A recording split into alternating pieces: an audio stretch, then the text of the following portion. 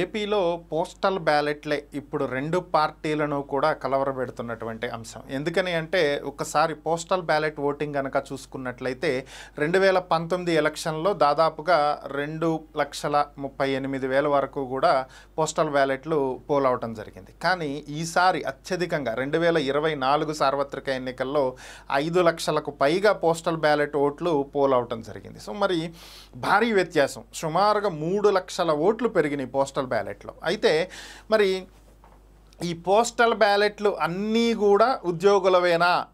So ఉద్యోగులందరూ ఏ party వైపు నిలబడ్డారు? ఇది కనుక చూసినట్లయితే పోస్టల్ బ్యాలెట్లు అన్నీ ఉద్యోగులవే ఉండవు.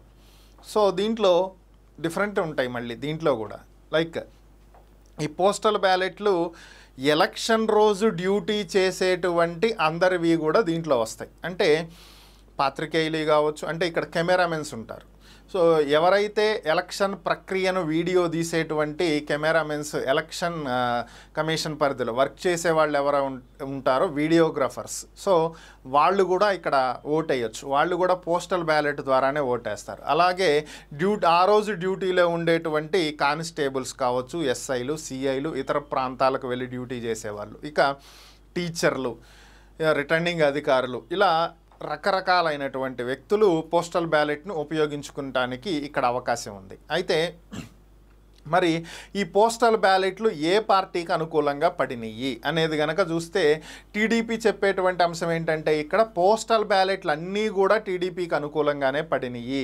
ఉద్యోగులంతా ప్రభుత్వానికి వ్యతిరేకంగా ఉన్నారు కాబట్టి వారు పోస్టల్ బ్యాలెట్ ఓటింగ్ అంతా మాకే వేశారు, ప్రభుత్వానికి ఓట్లు పడలేదు. ఇది టీడీపీ చెప్పేటువంటి అంశం.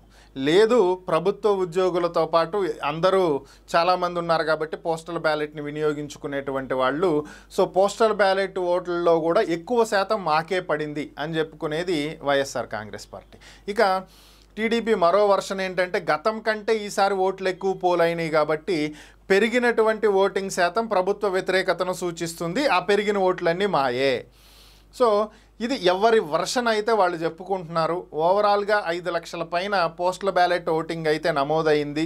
వీటిని లెక్కించడానికి జిల్లాల వారీగా ఎన్ని టేబుల్స్ అరేంజ్ చేయాలనేటువంటి అంశం మీద కూడా ఇప్పటికే ఈసీ కీలకమైనటువంటి ఆదేశాలు ఇవ్వటం కూడా జరిగింది.